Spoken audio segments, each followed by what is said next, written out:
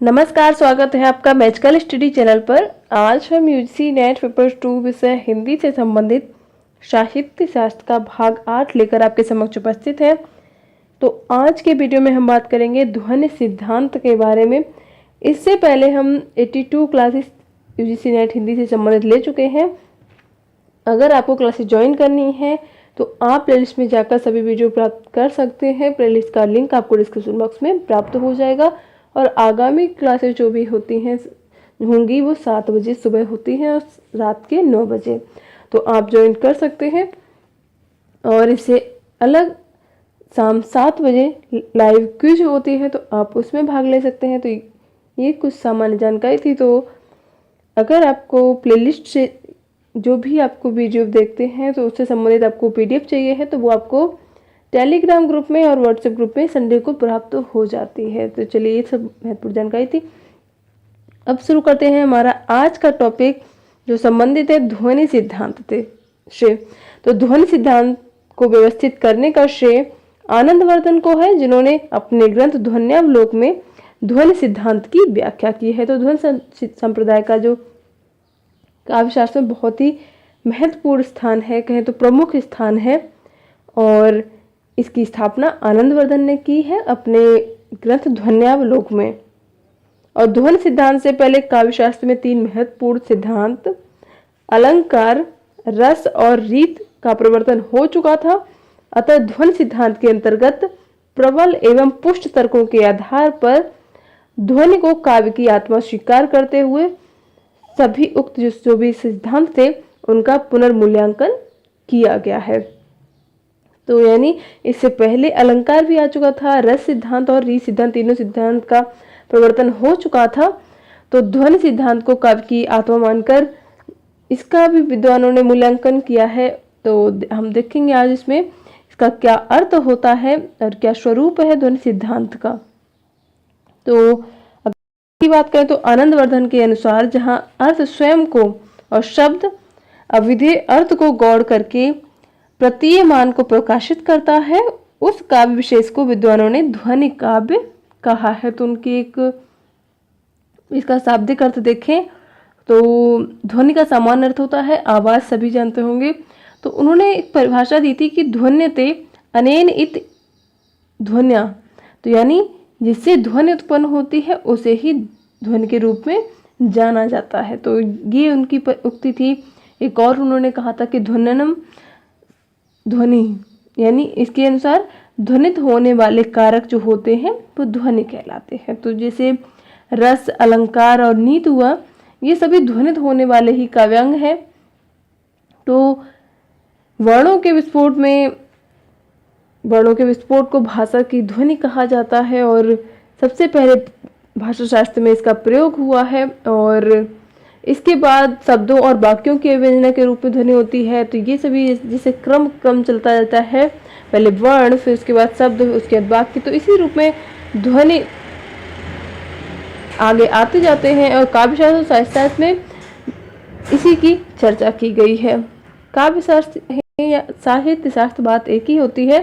तो इसका अभिप्राय यही आप समझें कि ध्वनि में प्रतिमान का होना ही पर्याप्त नहीं है वैसे तो, और प्रतिमान अर्थ का जो वाच्यार्थ से अधिक महत्वपूर्ण होना भी आवश्यक होता है, क्योंकि सरल शब्दों में हम यही कह सकते हैं कि जहाँ व्यंग्यार्थ प्रमुख हो और वाच्यार्थ गौड़ हो वहीं ध्वनि मानी जाती है। जैसे उदाहरण देखें अगर कि माली आवत देख के कलियन करी पुकार, और फूली फूली चुन लई काल हमारी बार। तो ये एक जो पंक्ति है इसके आधार पर कि माली और कली बाला शब्द, ये जो है यहाँ पे उदाहरण मैंने दिया नहीं है, वैसे याद रखें।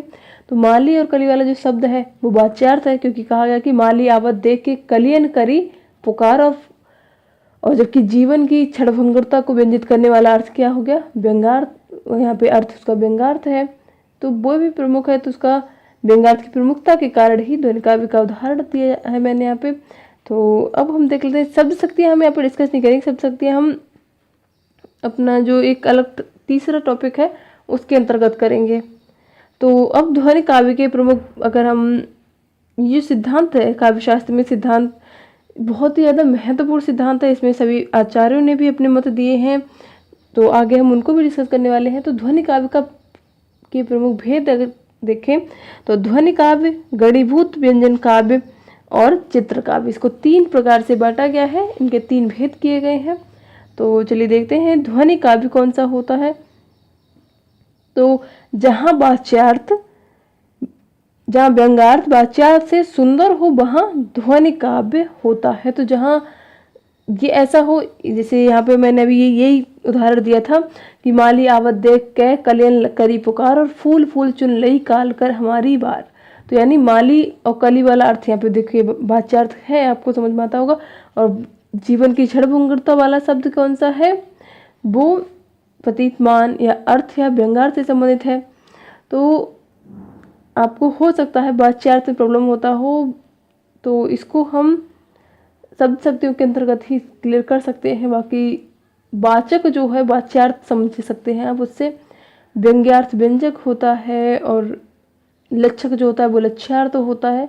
तो इस तरह से इनका प्रयोग किया जाता है। साधारण शब्दों में समझ सकते हैं कि शब्द और अर्थ के पारस्परिक संबंध का बोध कराने वाली जो शब्द शक्ति होती है वो सब शक्ति होती है, और सब शक्ति जिन अर्थों के अभिव्यक्ति करती है उन्हें वाचक कहते हैं, लक्षक कहते हैं और व्यंजक कहा जाता है। और ये तीनों अर्थों का बोध जो कराते हैं उन्हें ही वाच्यार्थ कहा जाता है, लक्ष्यार्थ और व्यंग्यार्थ कहा जाता है। तो थोड़ा शॉर्ट में समझा दिया है, बाकी शब्द शक्ति के अंतर्गत हम उसको समझेंगे ही। और गणीभूत व्यंजक काव्य की बात करें तो जहाँ वाच्यार्थ की तुलना में व्यंग्यार्थ कम सुंदर हो वहाँ गणीभूत व्यंजक होता है। तो यानी उदाहरण द्वारा समझें कि अनदेखी देखे चहे और देखे बिछुरन गीत और देखे बिन देखूं पे तुम सो सुख नहीं मीत। तो ये एक उदाहरण है। और बाकी और लास्ट है चित्र काव्य। तो चित्र काव्य जहाँ केवल वाच्यार्थ होता है उसे चित्र काव्य कहते हैं। तो पर बारो उर्वशी सुन राधिके सुजान और तू मोहन के उर्वशी उर्वशी समान। यानी जो गणीभूत काव्य था उसमें हमने देखा कि व्यंग्यार्थ के गौड़ हो जाने पर ही वाच्यार्थ में रमणीयता बहुत ज़्यादा बढ़ गई थी। अर्थ यही हुआ कि गणीभूत व्यंजक में वाच्यार्थ व्यंग्यार्थ की अपेक्षा अधिक चमत्कार होता है। और जैसे रूपक हो गया, दीपक हो गया या तुल्य योगिता हो गई, ये सभी अलंकार जो हैं वो गणीभूत काव्य के अंतर्गत आते हैं, व्यंग्य के अंतर्गत आते हैं। और ध्वनि संप्रदाय का विकास के बारे में कुछ विद्वानों ने अपने मत दिए हैं।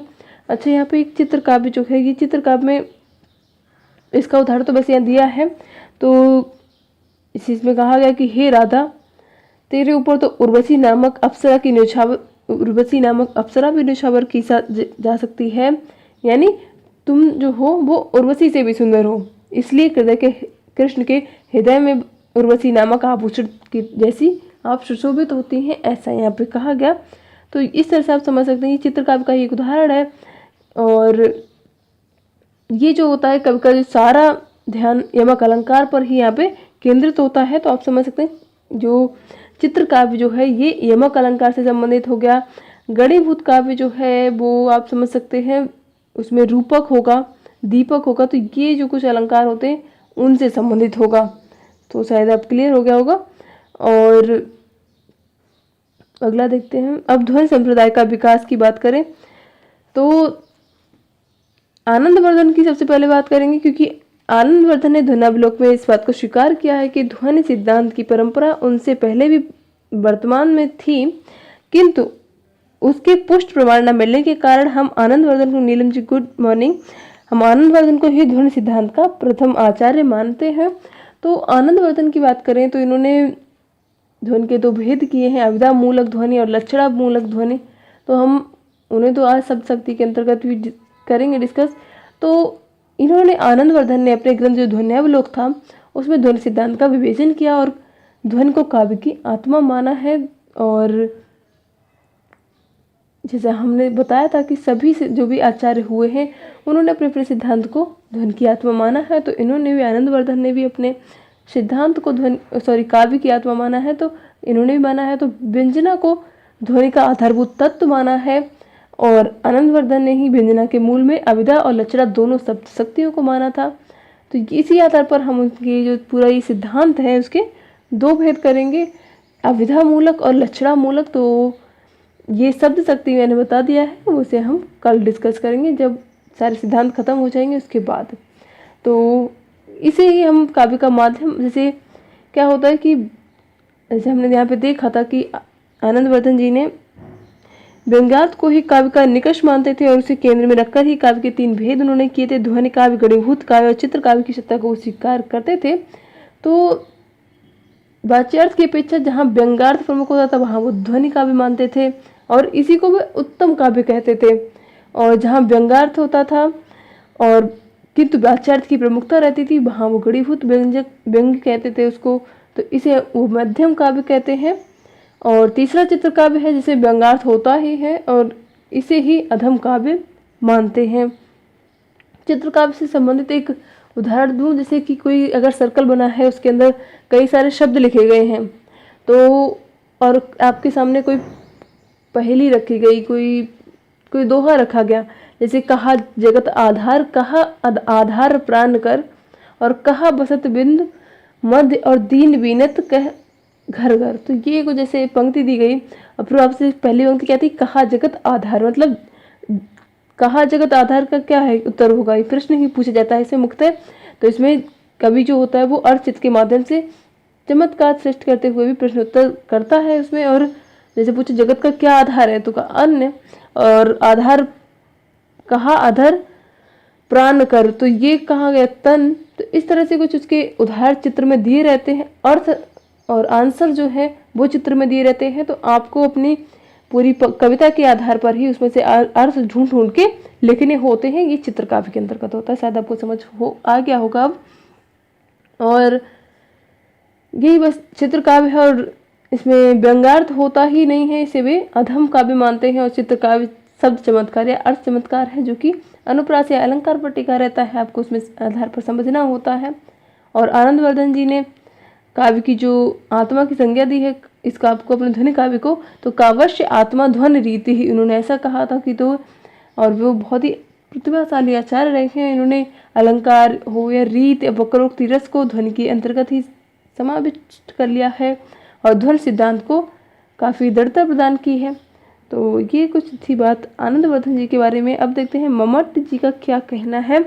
तो मम्मट का काव्य शास्त्र में महत्वपूर्ण योगदान है। वे एक उलझे हुए प्रतिभाशाली आचार्य थे। यद्यपि उन्होंने रसवादी आचार्यों ने माना जाता है, लेकिन उन्होंने ध्वनि सिद्धांत के भी प्रबल पक्षधर रहे थे। और ध्वनि सिद्धांत के विरोधियों ने ध्वनि के विरोध में जो तर्क दिए, मम्मट जी ने विद्वत्तापूर्ण उनका खंडन किया और इस प्रकार से ध्वनि सिद्धांत को सुदृढ़ आधार प्रदान उन्होंने किया था। और उन्होंने इसीलिए मम्मट जी को ध्वनि का प्रस्थापक परमाचार्य कहा जाता है। ये ध्यान रखें, कई बार अगर पूछ लिया जाए तो हमें ये भावे भ्रम नहीं होने चाहिए। तो इन्हें कहा तो इनका जो ग्रंथ था वो काव्य प्रकाश था। तो उसमें उन्होंने लिखा था कि रस कभी अविधा से वाच्य नहीं हो सकता, जहाँ विवाहवादी का चित्रण होता है वहीं रसानुभूति होती है, अतः रसानुभूति को विवाहवादी पर आश्रित माना जाना चाहिए।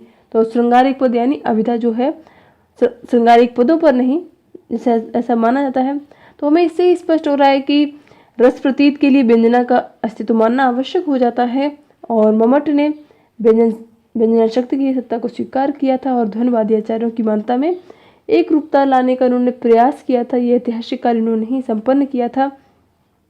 तो आपको देखते हैं ध्वनि विरोधी आचार्य कौन कौन से रहे। कई बार ऐसा आ जाता है इनमें से ध्वनि विरोधी आचार्य कौन सा है, तो उसमें मुकुल भट्ट, प्रतिहारेंद्रराज, भट्ट नायक, कुंतक और धनंजय और महिम भट्ट, ये हैं। आपको ये अविधा व्यंजना ये सब कुछ समझ में थोड़ा सा प्रॉब्लम हो रही होगी, वो हम सब शक्ति के अंतर्गत जब कल कर लेंगे तो आपको इस चीज़ में प्रॉब्लम नहीं होगी। आप इसको दोबारा देखेंगे अगर तो आपको क्लियर हो जाएगा। तो जैसे मुकुल भट्ट की बात करें तो इनका ग्रंथ था अविधा व्रति मात्र का। तो इनका एक ग्रंथ था जिसमें इन्होंने अविधा शक्ति को ही स्वीकार किया था। जबकि जो ये प्रतिहारेंद्र जी हैं उन्होंने अलंकार के अंतर्गत ही ध्वनि को माना था।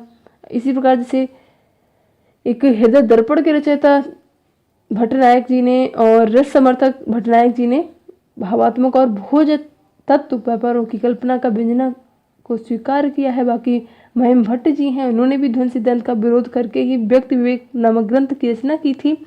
तो ये सभी ध्वनि विरोधी आचार्य थे।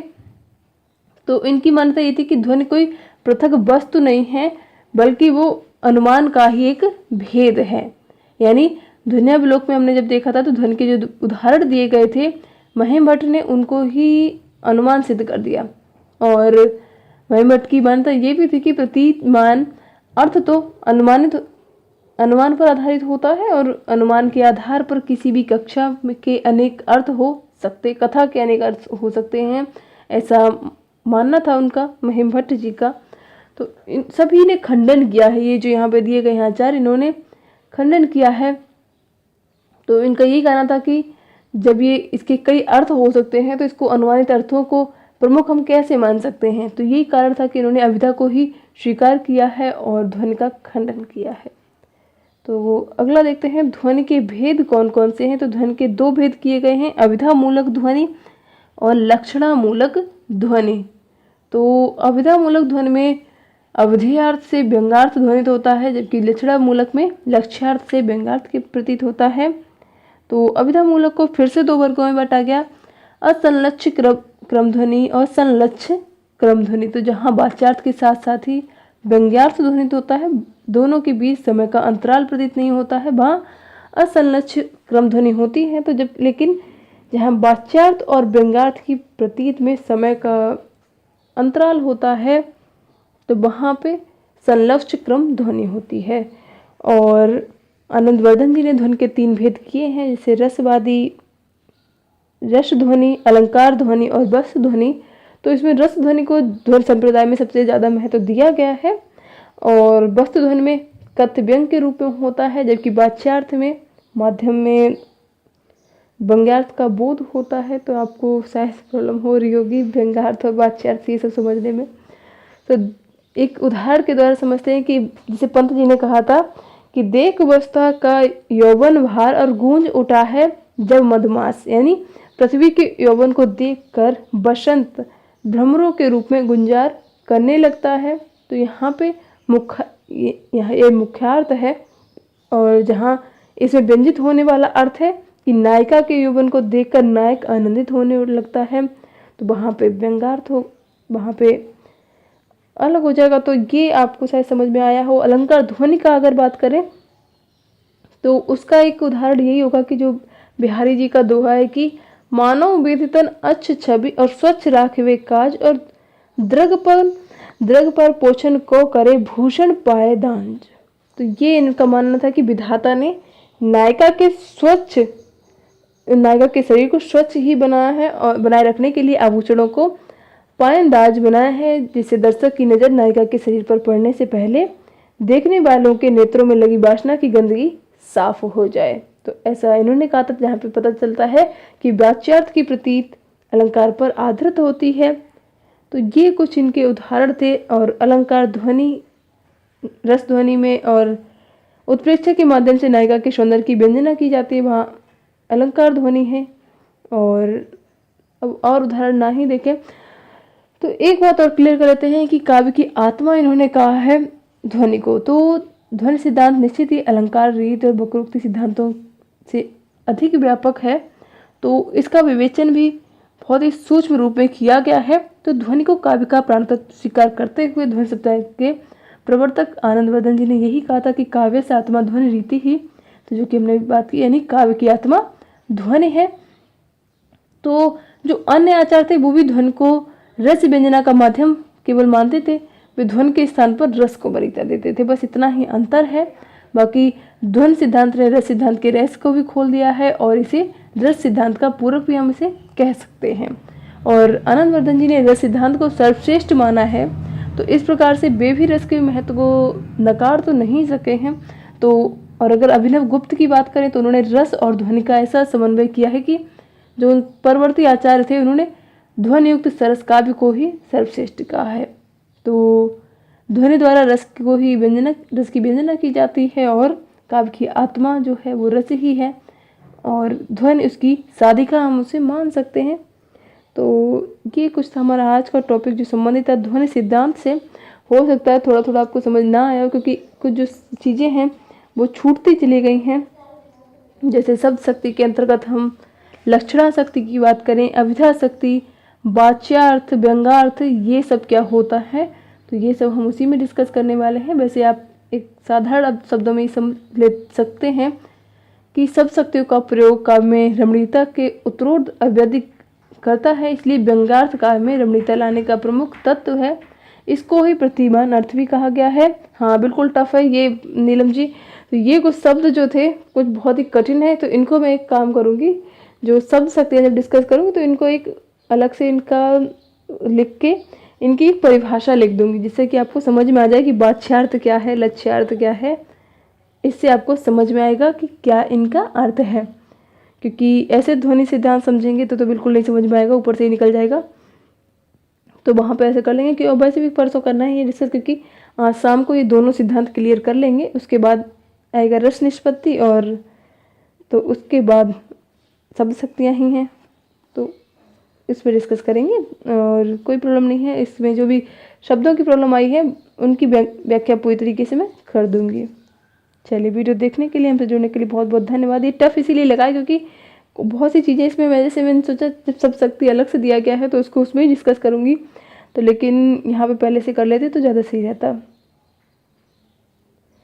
तो वीडियो देखने के लिए, हमसे जुड़ने के लिए बहुत बहुत धन्यवाद। और अगर वीडियो उपयोगी लगा हो तो प्लीज़ लाइक ज़रूर कर दें। आपका दिन शुभ हो।